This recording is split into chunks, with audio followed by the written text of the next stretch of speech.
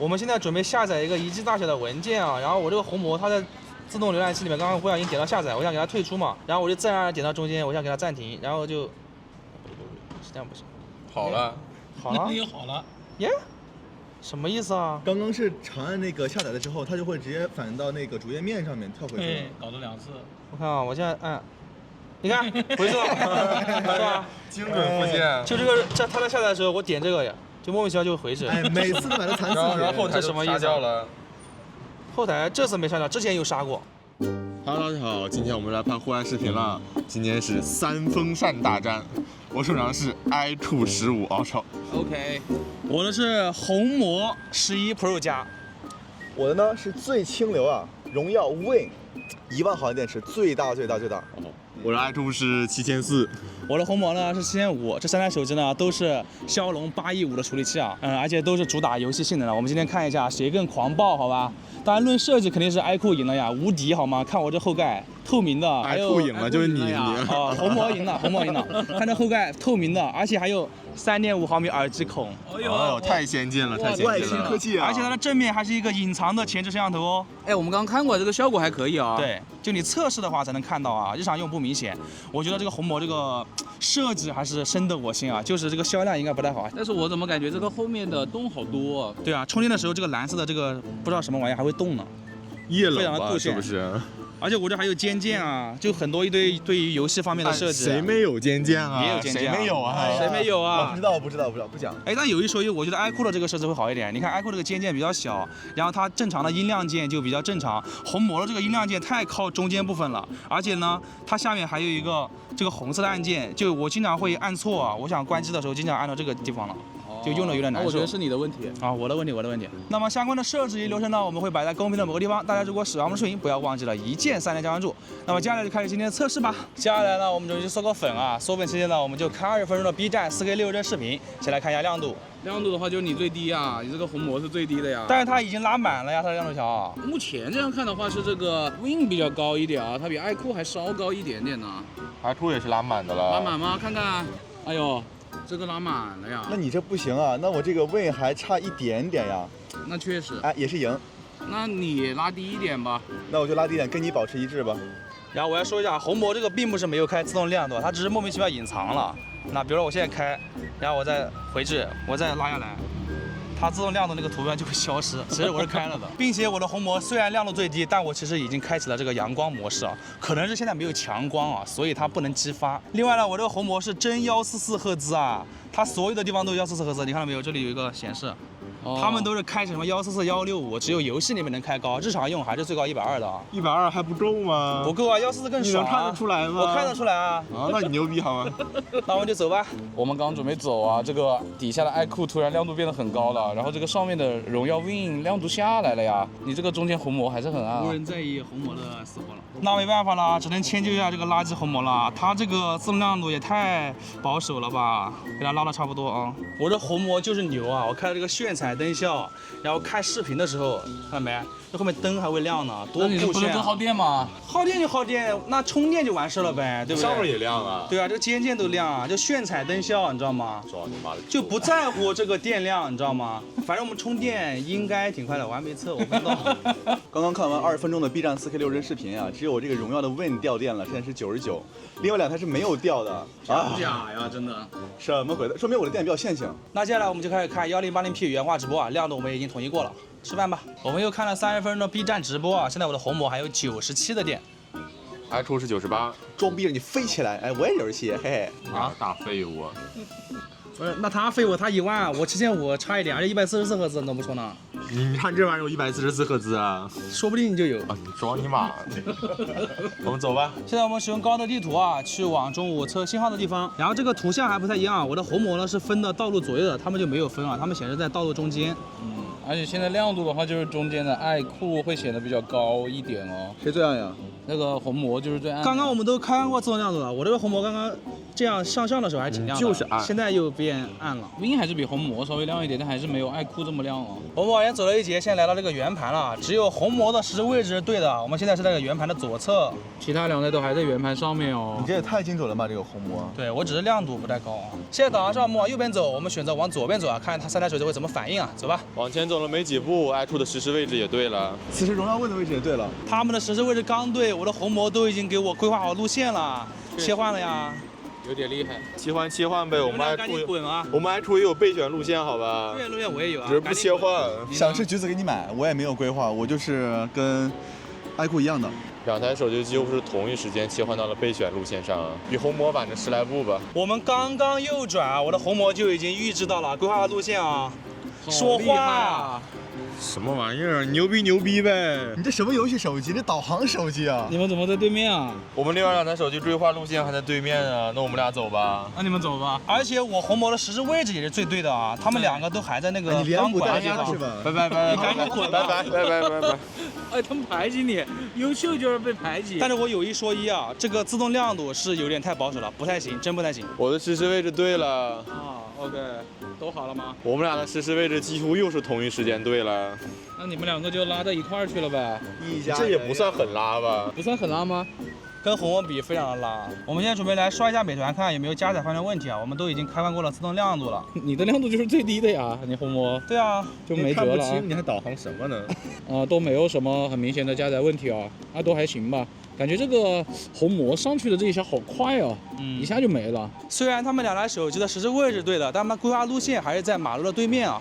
而只有红魔，不管实时位置还是规划路线都是对的啊。我们超级马路走了一下，两台手机的实时位置都规划到马路对面去了。红魔没有任何变化，还是对的啊。没毛。啊。我们刚刚又做了一个路口呀，iQOO和荣耀的实时位置是对的，但是规划路线还是在马路对面啊。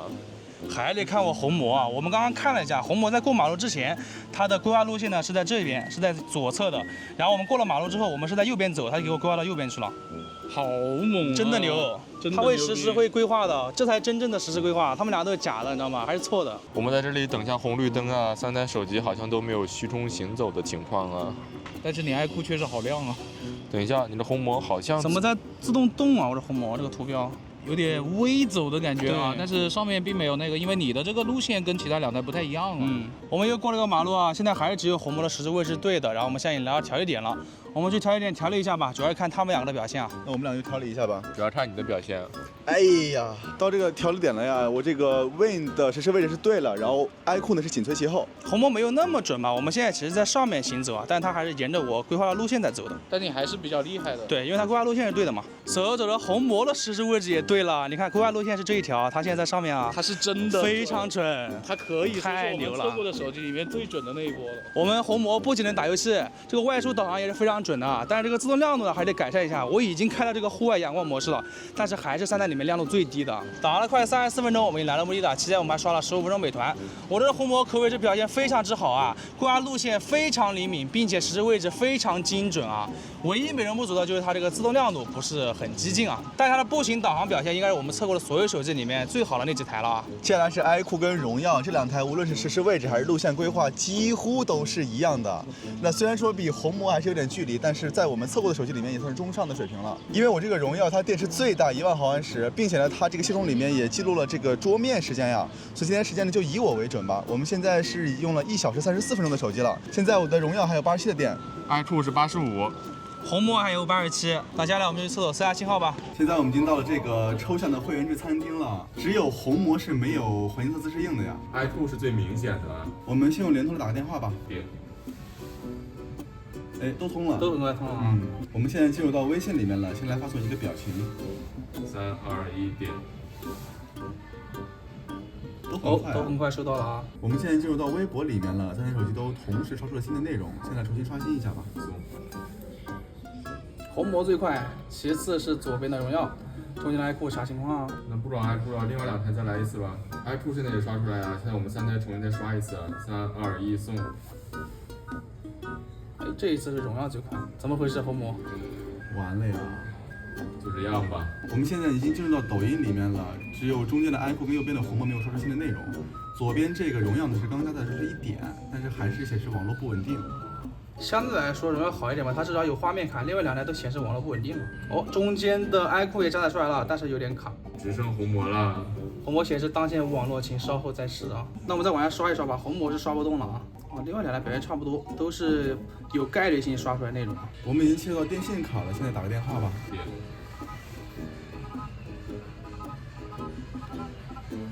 中间的 iQOO 比较慢一点。我们进入到微信里面呢，现在发送3个表情。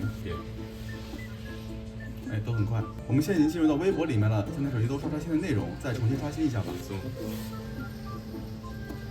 红魔最快啊，再来一遍吗？哎，现在差不多。我们现在已经进入到抖音里面了，刚刚是右边的红魔加载时候稍微慢一点，现在3台都重新刷新一下吧。我感觉中间的 iQOO 最差，现在反而是红魔表现最好。我们另外2台等下评论区吧，点。哎，红魔出来了，画面也出来喽。好的，那么在这个会员制餐厅里面，联通呢是荣耀最好，但是电信呢是红魔稍好一点。现在我们到地下车库来扫一下墙上的微信二维码，1米。中间这个已经放大了啊，差不多吧速度。现在我们离那个二维码大概有4到5米的样子啊，来吧。哎，走吧走吧，好，都放大了。哦，iQOO扫出来了 ，OK。好，那个 Win 也扫出来了，红魔。你这个长焦是比较差的。红魔一直在放大，但是它有没有长焦？它有着淡长焦啊。游戏叫什么长焦啊？啊，还是哪里半米1米了吧？这有。平时没看你背包，今天你背个这个包的意思是？怎么了？怎么了？你是 M 啊？麦当劳不知道什么意思啊？我不知道。我们本来是准备来这个很暗的地方扫一下二维码的，但是我今天就是东西比较多，所以背了个书包出门。那个码呢在那个单肩包里面，就忘记拿了。所以今天这个暗光扫码咱们就不比了，就默认红魔胜利，好吧？啊，你码没带是吧？对，忘带码了。现在我们就开始打王者荣耀，现在我的红魔还有84的电，iQOO是81。真我，荣耀是83的电呀。这么喜欢整我呢？你这1万毫安时，你这1万毫安时也不行啊，比我红魔电还少。哎，有可能我有储藏能源吧。现在是中午的12:08，我们已经用了1小时57分钟手机了。我们3台手机王者荣耀都是144加超高分辨率加自定义最高的画面质量，非常爽啊！而且3台手机的游戏风扇都是默认开的。我的 iQOO 是一个什么智能模式啊？荣耀这个就没有什么模式，就是开了。我这个红魔默认的是这个均衡模式啊。然后还要说一下的是，这个系统更新之后啊，它的王者肩键没有了，以前这里是有一个肩键设置的。哪个版本啊？就我现在是21版本，然后说这个肩键就不让用了，可能是太赖了吧，就物理外挂。之前的版本是有的，那没关系，我不用肩键，我也是高手啊。我的 iQOO 这个王者本来就没有适配好肩键啊。OK。肩键是什么？不知道啊。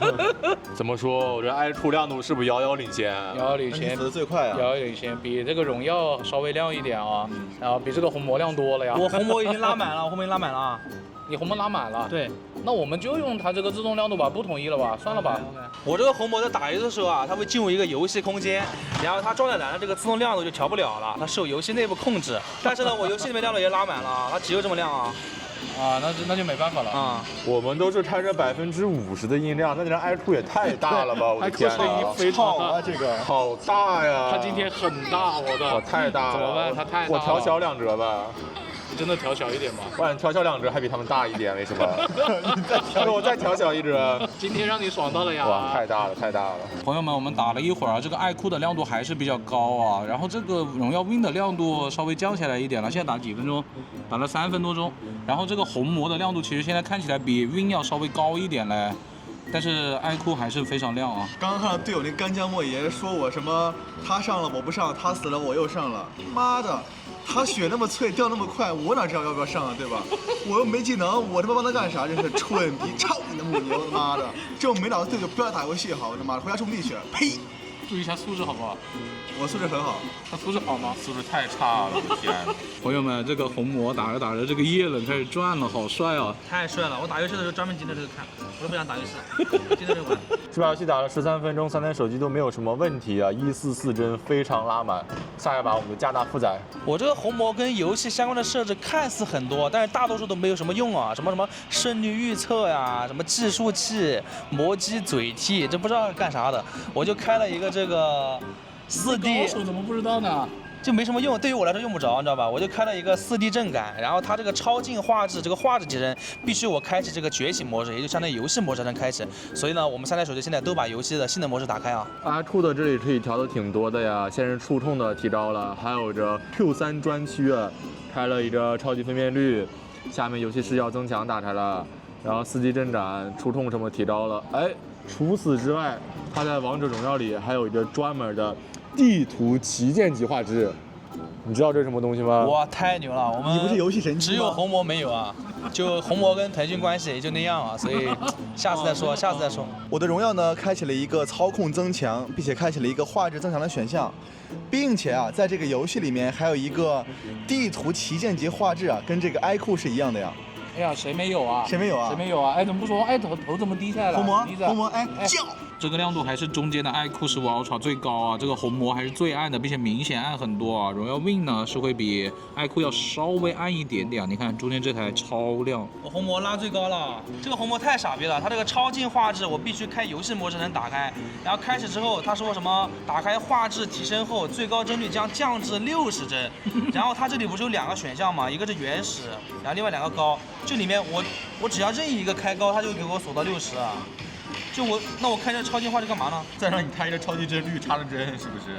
没有超级帧，莫名其妙啊这个东西啊。那你现在呢？那我就把超近画质给关了呀，60帧玩个毛啊！那你现在等于就是没有开一些什么增强的选项呗？对，但是我开启了游戏模式啊，之前没有必要吧？我觉得普通模式144帧也是能稳住。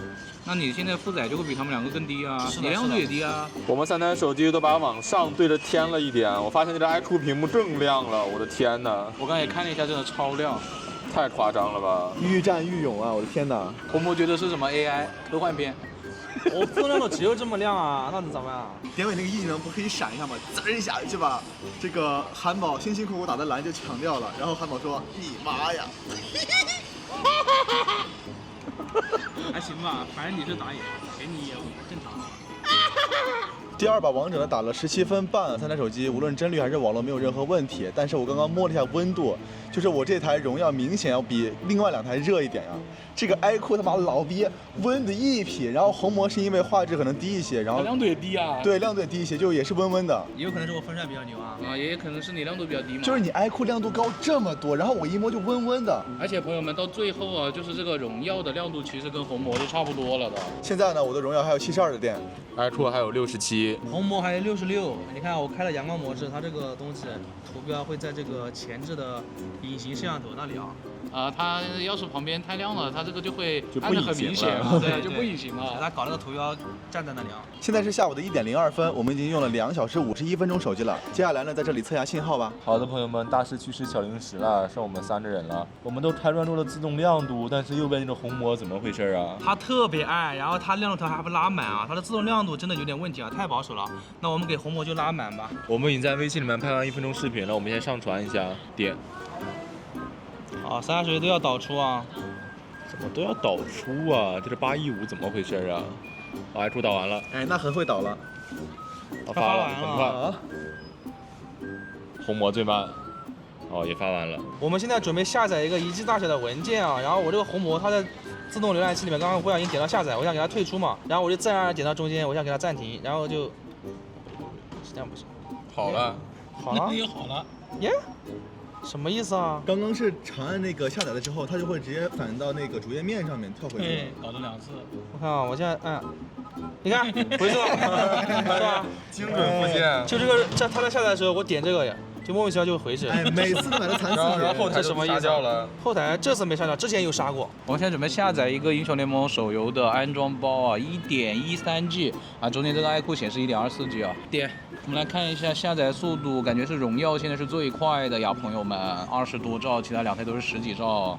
荣耀好像挺猛的呀，这个红魔它那个上面显示那个小太阳真的是，显示的小太阳也不亮。不仔细看，以为是菊花呢。哦，iQOO 下完了，不对，荣耀下完了。黑我，不要黑我呀！荣耀下完了，啊，第一是荣耀。就你看起来是菊花，真的。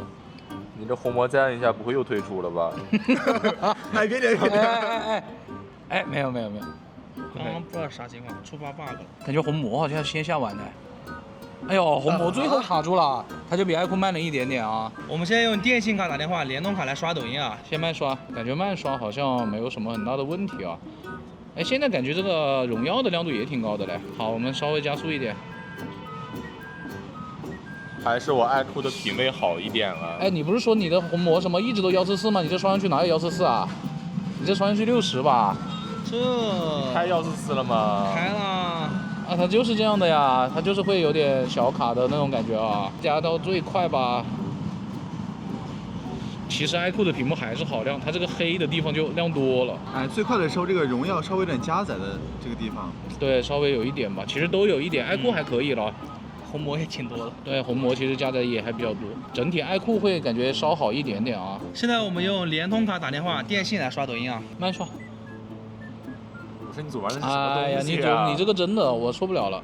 大家把那个什么东西打在公屏上啊！你红魔这个绝对没144，我感觉你上面那个显示144就是假的，骗人是吧？对啊。他打电话不显示144啊，144被电话盗了。哦，这么个意思。红魔加载有问题对，啊。有点问题，也是有点问题的。慢刷都有，经常有黑的。对啊，我们加一点点速吧，加一点速吧。如果朋友们喜欢看美女啊，就买爱酷吧，这个看着太爽了呀。哦，跟这个也有关系啊。哎，在户外看美女是吧？对对对。红魔还是会感觉差一点。差。对，这个电信感觉红魔这个不太行啊，这个稳定性。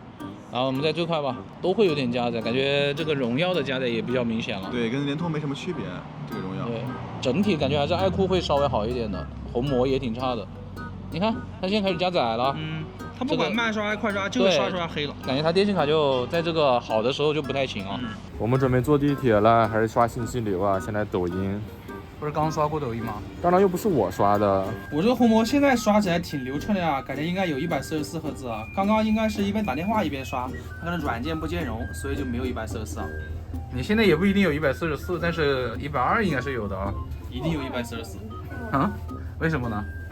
我觉得是144，我看得出来，我的眼睛就是直。门要开了。刷了10分钟抖音，现在换小红书了。你小红书也还可以啊。健康啊，太健康了。刷了10分钟小红书了，现在来换淘宝。淘宝怎么这么正常呢？那肯定啊，太奇怪了。我们一头地铁站出来了，我们总共会刷30分钟信息流啊，现在还有一会儿，我们继续刷。然后我想说一下刚刚打游戏的时候啊，虽然我的这个红魔呢，它画质以及这个亮度就比较低，但是它耗电我感觉是3台里面几乎就是最多的了。我觉得可能是因为它那个风扇声音比较大吧，功率比较大啊，它什么液冷啊加风冷啊一起搞，就可能它消耗会比较多。因为我玩的时候，我听到它风扇声音是比较大的，然后爱酷呢，它可能就声音比较小。爱酷我感觉它可能都没开风扇，因为它是自动启停的，我基本听不到什么声音哎。这个荣耀呢，打游戏的时候也会开启风扇，这个风扇声音呢是介于另外2台之间呀。它这个风扇转的时候有点蜂鸣的声音，嗡嗡嗡的。现在我的红魔还有53的电，爱酷还有54。我的荣耀还有63的电，现在是下午的1点57分，我们已经使用了3小时39分钟的手机了。接下来呢，我们就使用百度地图步行轨迹穿上南门口的巷子吧。啊？怎么剖开了呀？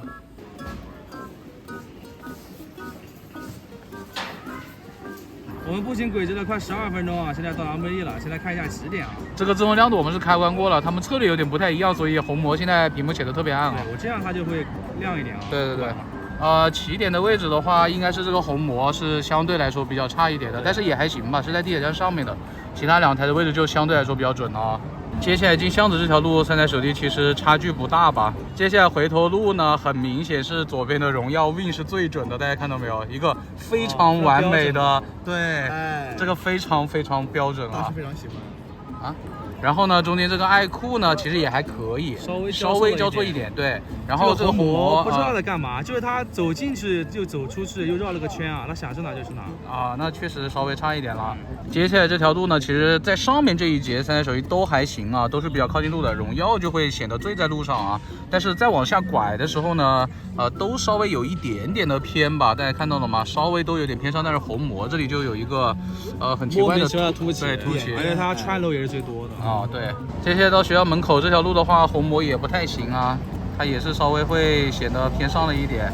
其他2台都还是比较靠近路的，大家看到了吧？而且这个拐弯他们就会显得比较明确一点啊。对，红魔这个就有点怪怪的了。接下来那一节小路啊，荣耀这个显得还是比较明确的有弯折的啊，然后爱酷也还可以，红魔这边就莫名其妙又突出去了，不知道在干嘛了。接下来这个2栋楼之间啊，红魔就穿完了呀，大家看到了吗？完全到69栋那边去了，非常奇怪啊这个路线。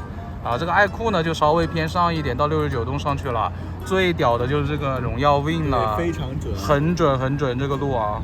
接下来这一节文庙屏相的话，其实3台手机前半段都差不太多啊，但是到了后面的话，是这个红魔呢会稍微偏上了一点点啊，其他2台都还是比较在路上的。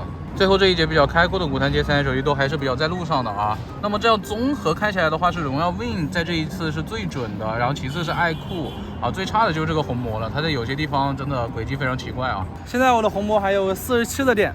爱酷正好是50，我的荣耀还有59的电，现在是下午的2点22分，我们已经使用了3小时59分钟手机了。接下来我们在这边杜甫江阁拍点照片，拍点视频吧。好的，朋友们，到了这3台手机最不重要的影像环节了。我们先开始录像，是这样子的。只有这个中间的爱酷，它有超广角啊，然后它也有这么多个镜头，4K 60帧的情况下，红魔呢，它默认这个视频防抖是不开的，然后我们给它开了呀，然后它就2个焦段，14和23，我刚刚试了，这2个是可以切换的。左边的这个荣耀 Win 呢，它就是1倍和3倍的，是没有超广角的，4K 60帧。那么我就只变中间这个爱酷15 Ultra 了呀，给大家看一下这个变焦的效果，其他都是默认的。先开始录像。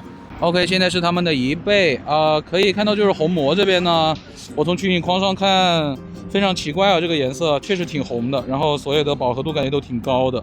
中间爱酷感觉还可以啊，比较的自然吧。左边的这个荣耀也感觉有点奇怪啊，那我们就看一下中间这一台爱酷的变焦了，我现在到0.6倍 ，OK， 它是切了的。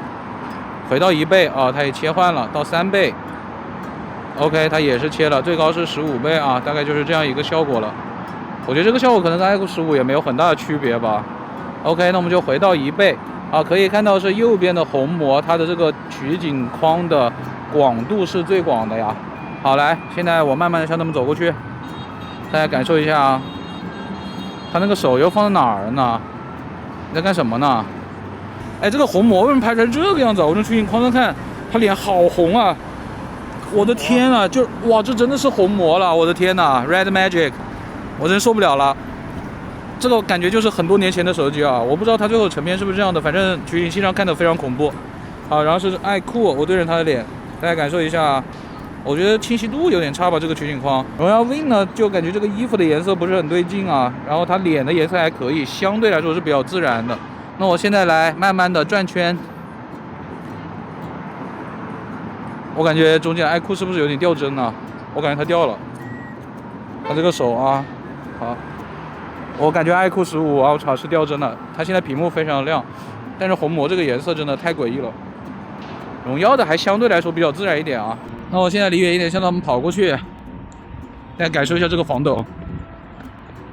OK， 哎，我真的感觉爱酷15 Ultra 掉帧了。好，现在跑了转圈，好明显啊。我感觉它掉帧掉的挺明显的，为什么会掉帧呢？现在我们准备用他们的前置镜头来录像啊。荣耀跟爱酷都是能4K 60帧的，甚至荣耀它还可以切一个超广角。可是大家看一下这个红魔啊，首先它画质就感觉非常差，为什么呢？它是1080p 30帧最高，它就录1080p 30帧了啊，其他2台就4K 60帧了。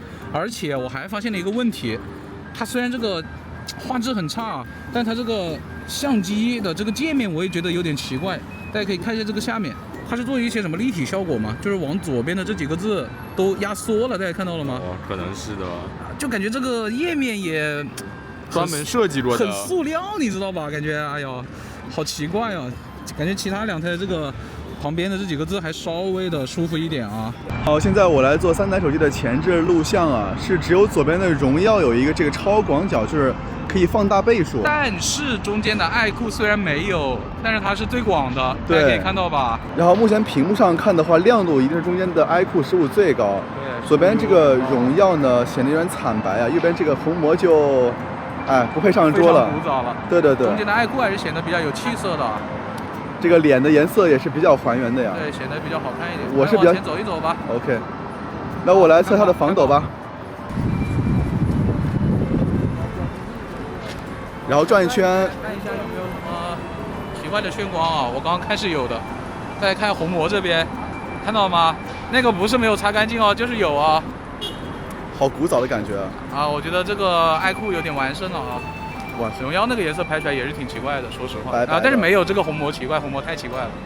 OK， 现在我们用3台手机的前置人像模式来拍一下照，都是默认的啊。他们具体是什么我就不说了，反正红魔这个看起来就特别奇怪啊。荣耀这个即使有0.8倍，它还是没有这个爱酷广的。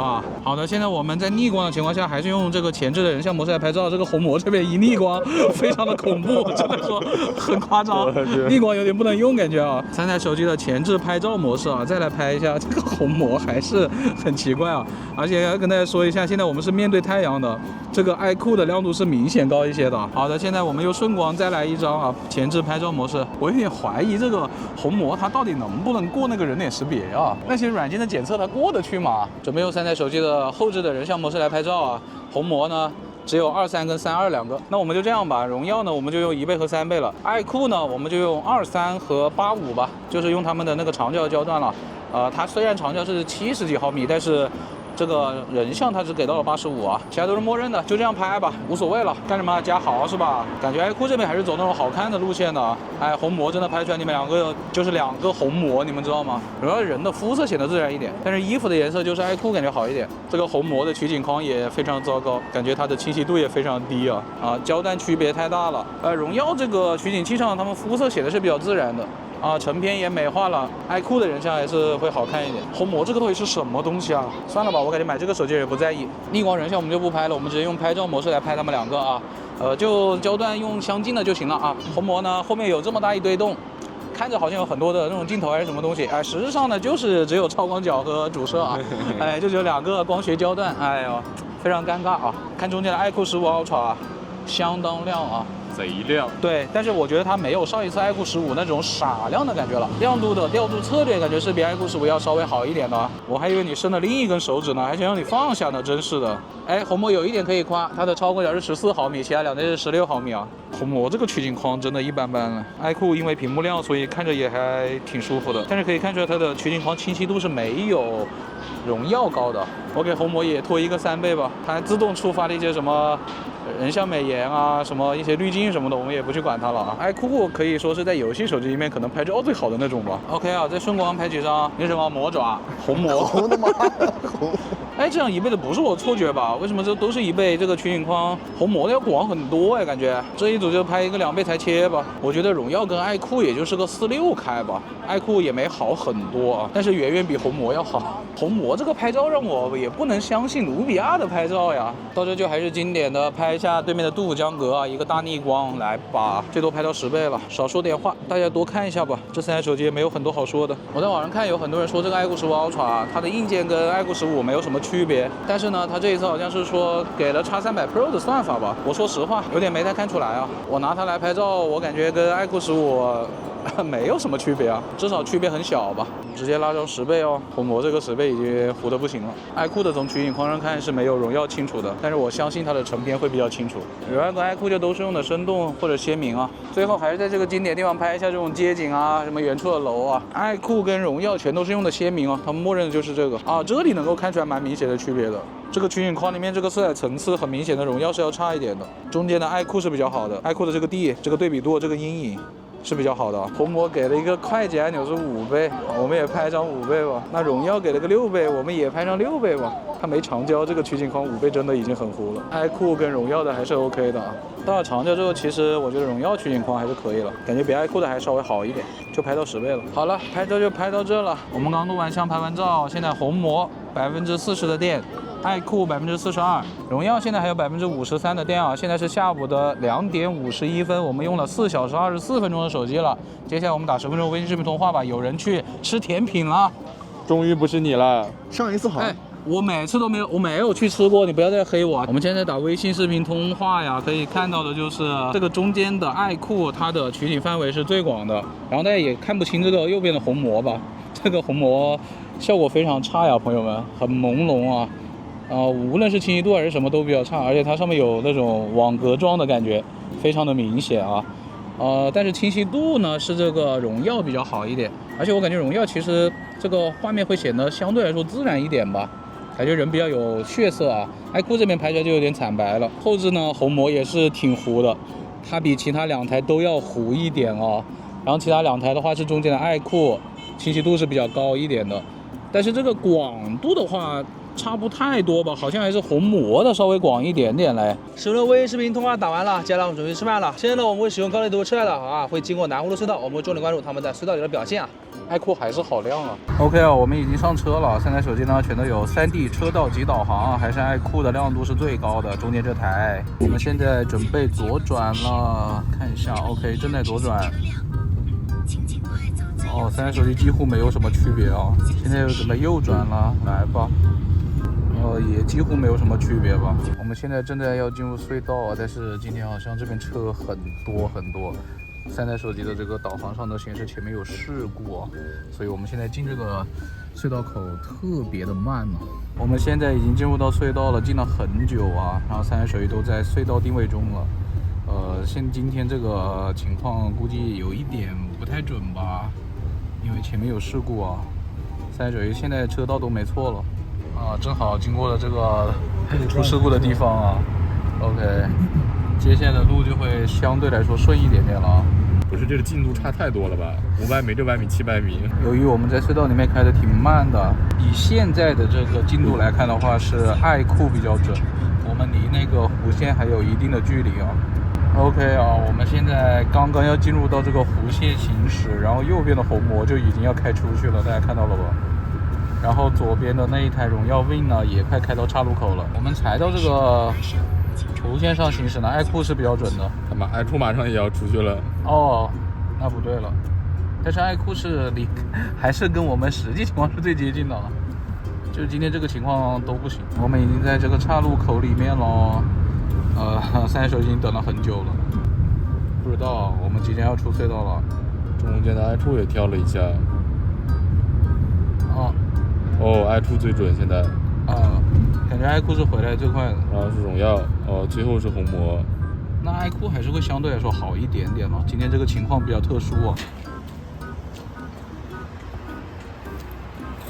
你刚才前面睡得爽吗？没睡啊。这次导航太久了，有33分钟左右啊，因为在隧道里面发生了个车祸嘛。3台手机在那里识别就不是很准，相对而言，爱酷就没有那么差啊，反正3台都比较差。现在红魔还有33的电，爱酷还有34的电，有点看不清。荣耀 Win 还有46的电呢。这个时间很尴尬呀！现在是下午的3点44分，我们先打铲吧，吃不吃饭等会儿再说吧。主要是早上吃的太晚了，都不是很饿。完全不饿，一点不饿。你饿吗？高手。我特别饿。我们刚刚进入新产厂了，然后看了一下负载，我这个荣耀 Win 可以开到165赫兹加超清加至真的画质啊。然后另外2个废物呢，就是只能开144，就只能谦让你们2个了，好吧？所以就跟你们2个保持一致，也开144。说的165能拉满一样，不好说嘞。我们2台这台有尖尖的手机在金山厂里都适配了，但是好像并不知道可以干什么用了。懒得用啊，感觉金铲铲开尖键干嘛了？我们看一下3台手机的亮度啊，这只红魔也太暗了吧！我只有这么亮了，我已经拉满了。建议改名啊，改名叫黑魔。那没辙了，那能拉多亮我们就拉多亮吧。另外2台手机现在看亮度是差不多了，那我们开铲吧。这个战斗开始了呀！我的帧率刚刚是118，现在变成116，你们呢？我的爱酷差一点，是110上下浮动。那确实差一点啊。红魔打开了这个性能监控啊，它就可以显示帧率了。你看，稳稳的144赫兹啊，给你们全秒了。这么屌吗？我操，太猛了！我都没有开那个觉醒模式呢，均衡模式啊，太狂暴了！我操！行，牛逼，终于赢了一回。不是，朋友们，打了才没5分钟，这爱酷怎么90帧了？那我开着性能模式吧。爱酷这个开了性能模式之后，也就回到100左右吧。红魔这个显示帧率是对的，它并不是一直稳在144，它刚刚最低我看它崩到113，但是很快又跳到144，然后现在它是打的时候134帧。我这个手机现在已经非常的烫了，而且掉电非常的快。我开始的时候是32的电，现在已经22了，我才打到2-5啊。你打不完你就要记了呀。你那不是疯了？那现在显示121帧。你这不是风冷又回到144了，我操！风冷加液冷太耗电了是吧？给我弹低电提示了，20%了。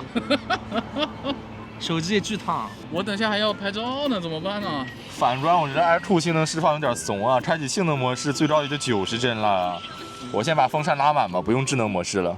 还是得有这个荣耀啊，没有开游戏模式，也是默认的游戏设置。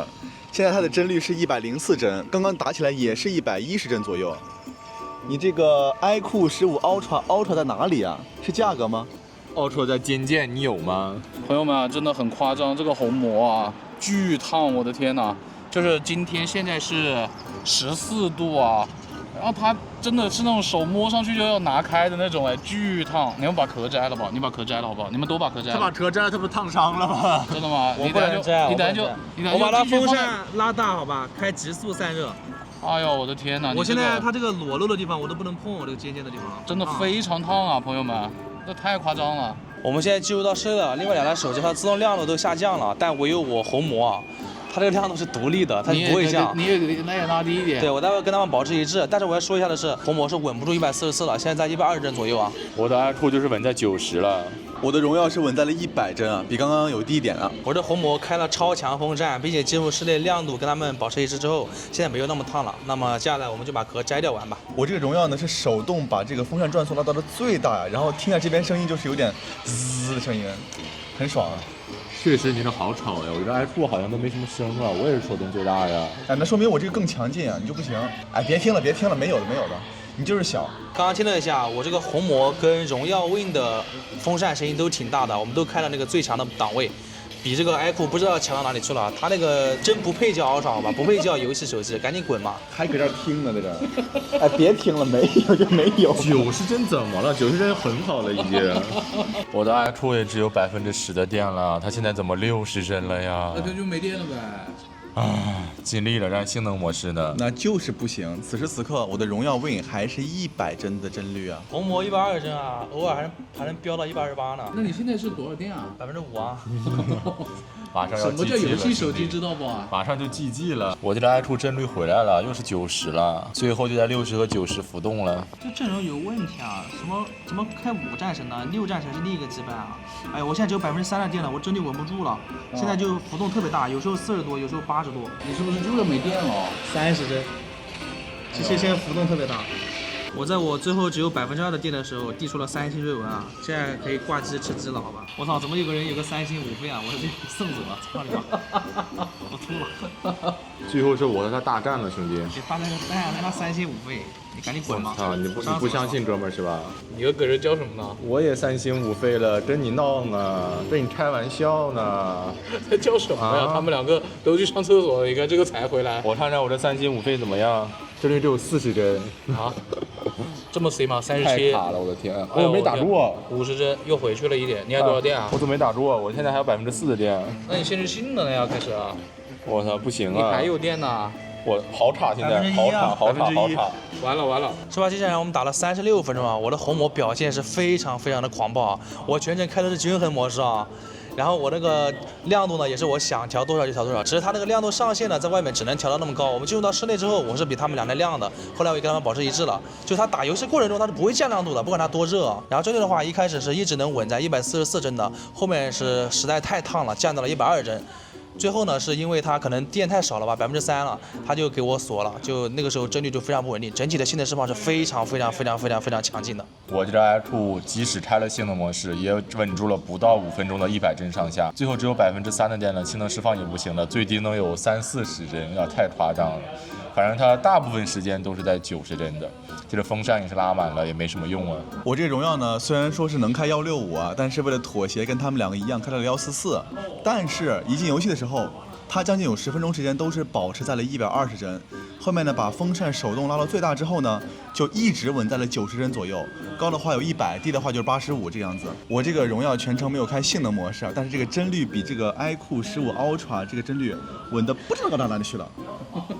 哎，虽然说你亮度很高吧，但是你这个调度属实对不起 Ultra 这个名号了呀。那我觉得打游戏真的是，哎，调度很好，这个荣耀 Win。我的虹膜现在还有1%的电。iQOO 还有3%。声音好小啊，声音这么小吗？我的荣耀还有26%的电呀，哎，但是我觉得它这个iQOO跟蓝厂一样的，就是后面的电掉的很快啊。一开始我们的差距是来了7%，而且我的帧数还更高，亮度也还可以。它后面现在差距只跟我差2%了，它的后面电掉的很快啊。但是后面锁住了呢。而且后面我的帧率跟亮度都比你高啊。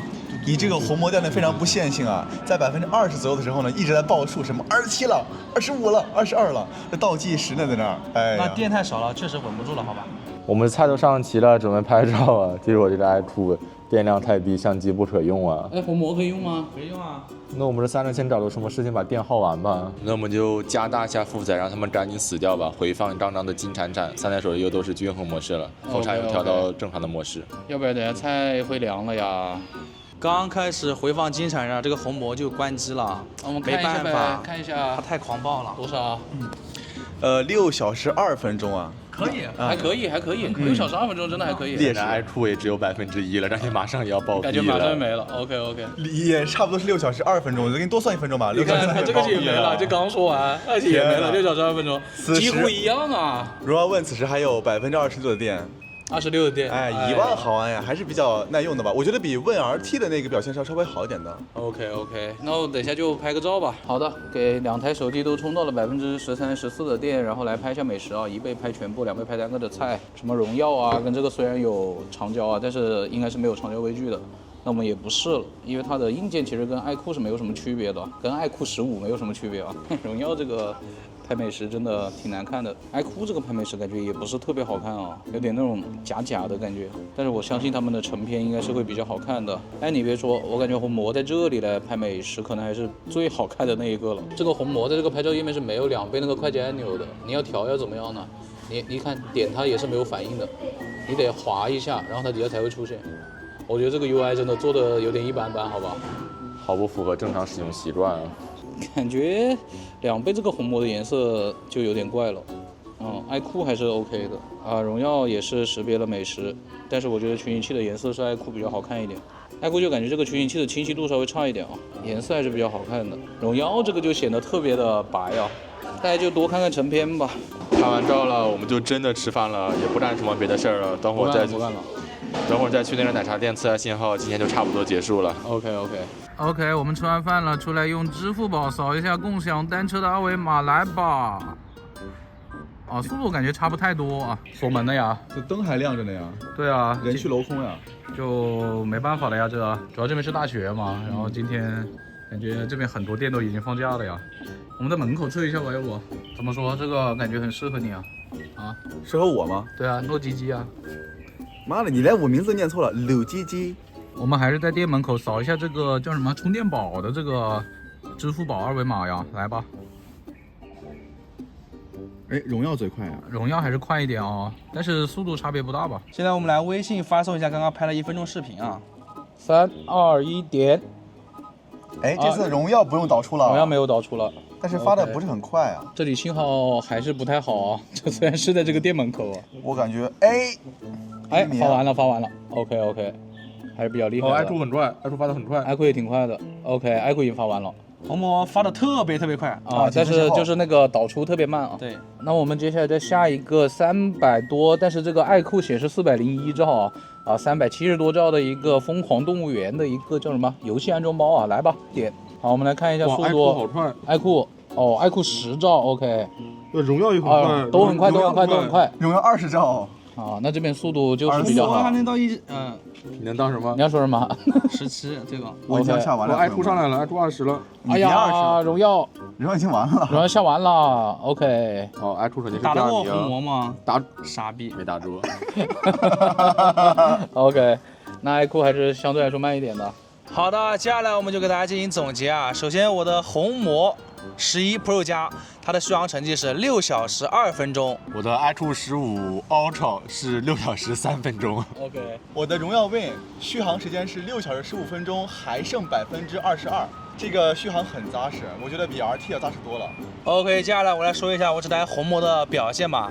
其实特别好总结啊，它今天好的地方其实屈指可数，就是它那个步行导航非常的精准啊，步行规划呢非常迅速，实时位置呢也非常准确，是我们测过所有手机里面排前列的手机啊。没有想到它一个游戏手机在这方面做的这么好啊，非常让我意外。还有一个就是它的性能释放嘛，非常的猛啊，在打那个金铲战的时候，我们是144多少啊1444，我们打那个金铲战是144帧加自定义最高，也就是至臻的画质啊。另外两台手机最高呢，可能就稳个120，稳个100帧，然后马上就降下去了。但是我的红魔在前面是全程跑满144帧的，并且最后它发热特别严重的时候，也是能稳到120帧啊。如果不是事后那个电掉的太快了没电了，我觉得它还是能一直稳在120的。但是这台红魔今天最让我不满意的就是它的自动亮度的调度啊，非常的垃圾啊。其实今天也是个，就是太阳不算很大吧，但我在户外大多数情况下我都看的不是很爽啊，而且它是完全不适合你在户外玩手机的，它的适用场景只能是在室内，因为它的自动亮度非常不行。而且这台红魔它打游戏的时候会进入那个游戏空间，它游戏空间里的亮度呢是跟它的自动亮度是不兼容的，你调到多少就是多少。好处呢就是啊，你玩的时候它不会降，像我们今天打金铲战在外面的时候，它最亮会比另外两台手机暗一点，但是到室内呢，它亮度反而变成最高的了。坏处就是它那个亮度跟自动亮度上限又是一样的，就是还是拉不了最高。你开游戏模式的也没有什么影响，就整体亮度就很不满意。总的来说，我觉得红魔呢就是一台纯粹的室内的游戏手机啊，它的这个性能调度是非常激进的，然后加上这个非常酷炫的 ID 设计啊，有风扇，有水冷，然后背部呢是个纯屏。啊，整了5个孔，其实呢是3个摄像头，其中还有一个针孔的，就凑数的。但是它这个 ID 还是挺好看的，我觉得啊非常的酷炫。作为一个游戏手机呢，无功无过。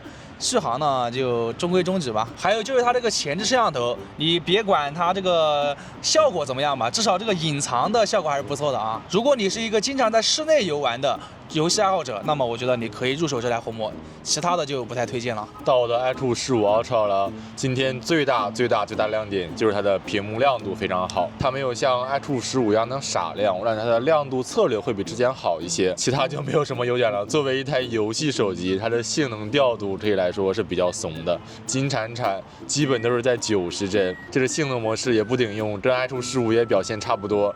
它比 iQOO 15就多在了风扇和肩键，但是风扇感觉也没什么用。渐渐的游戏一开始适配也不是很多，我拿到这台手机，它几乎是一天更了一个版本，更了3、4个版本，它的三角洲才上了渐渐适配。就这台手机，我觉得它跟 iQOO 15有点高度相似啊，就是区别不是特别大。它扬声器确实挺牛逼的，今天。加了这1500块钱，我觉得不是很值哎。它这个外围配置也就这么点东西啊。反正我们在今天这种10几度的天气下，反正用起来感觉跟 iQOO 15没有很大的区别啊。它的导航表现也一般般。今年3台手机的车载导航在隧道里表现也不大好，因为在隧道里有点堵车嘛，他们可能惯性导航就失效了。但 iQOO 15还是稍微好一点点吧，真的没什么可说的，好吧？所以 Ultra 在哪儿呢？啊 ，Ultra 在哪儿？不推荐购买，买红魔啊！接下来到我这个荣耀 Win 来总结了呀，它这个 Win 跟 Win RT 这两台机器的表现非常类似，那就是荣耀手机的一贯标准，它的亮度今天是非常积极的，并且它的网速啊以及下载也是比较好的。再一个呢，它的步行轨迹也比较精准，也符合我们之前测过的荣耀手机这个正常表现呀。最后呢，它今天游戏调度我觉得也是比 iQOO 15要好的，在后面的金铲铲的时候，帧率一直是100帧左右，最低是90啊，你这帧率就拉到不知道为何物了。就最低的时候有30、40帧，那可能是电量太低了。那叫 Ultra 吗？那叫 Ultra 吗？太低了，还需要优化。这个就是打游戏特别水桶的一台机器了。如果说你没有那么强的游戏需求啊，你又想兼顾一点拍照，毕竟还带了一个长焦，那我觉得你买荣耀 Win 是完全没有问题的。主要是这个荣耀 Win 呢，比你便宜的太多了，有点，对不对？不要买 iQOO 15 Ultra，去买iQOO 15吧。这个荣耀 Win 的续航还是比较扎实，打到最后比另外2台的电池还要多了26%。比较符合物理学规律啊。对对对，比那个 RT 还是要好的很多了。但是我想说的是，你这个亮度呢，在游戏里面可能它负载高一点的时候，机身发热了，它可能就会有点下降了。那总比有些人不调这个亮度好很多了呀。比谁呀？比谁呀？比谁呀？啥？我这室内用就行了。你带个游戏手机出去玩干嘛？死宅就待在家里面打游戏啊？出去干嘛？谁说的？道歉！道歉！道歉。接下来呢，拍照部分呢就交给大师来讲吧。三代手机的拍照能说的点不是很多啊。荣耀 Win 呢是上次测过了，感觉这一次也没有很大的变化，当然是比不过一些更水桶或者说更倾向于拍照的手机啊，但是满足一般的拍照需求也没什么问题啊。再说一下这个红魔吧，今天它的表现我是非常不满意的当然也在情理之中，因为买这台手机人估计不是很会在意它的拍照效果，但是它的拍照效果我是真的觉得太古早了，就那无论是那个后置还是那个前置，尤其是那个前置吧，它差到我甚至有点怀疑，就是用一些验证的软件的时候，它到底能不能正常通过啊？而且它这个后面大家看啊，很像三星，对不对？好像很多的洞啊。但实际上呢，它只有2个有效的焦段，一个超广角和一个主摄，然后那个后置的在取景器里面效果也是把它们拍的确实挺红的，那个颜色我觉得非常的诡异。这个 iQOO 15 Ultra 呢，我听说呢它是什么下放了 X300 Pro 的拍照算法，但是我今天用起来感觉跟 iQOO 15也没有什么明显的区别。想要拍照的话呢，那这个你就不如去买 iQOO 15了其实也不仅仅是拍照吧，它什么我觉得都可以买 iQOO 15，你觉得呢？确实是。确实是吧？但可能比 iQOO 15会护眼一点吧。再跟大家说一下，这个微信的前置效果呢，是荣耀跟 iQOO 15 Ultra 会稍微好一点，这也是理所应当了。因为这个红魔呢，它前面的这个摄像头是在屏下的在遇到逆光的情况下呢，确实会有那种网格状的那种情况出现还有就是它的前置录像最高也只有 1080p 30帧它原价应该卖到5000多了吧？我觉得有点说不过去朋友们。那影像部分差不多就是这些了综合起来的话，iQOO 15 Ultra 确实还可以吧，但是它跟 iQOO 15也没有很大区别了。好了，那么以上就是本期视频的全部内容了。大家如果喜欢我们的视频，不要忘记了一键30加关注，更多精彩视频请继续关注离线玩家 online。我们每期视频都见，拜拜，拜拜。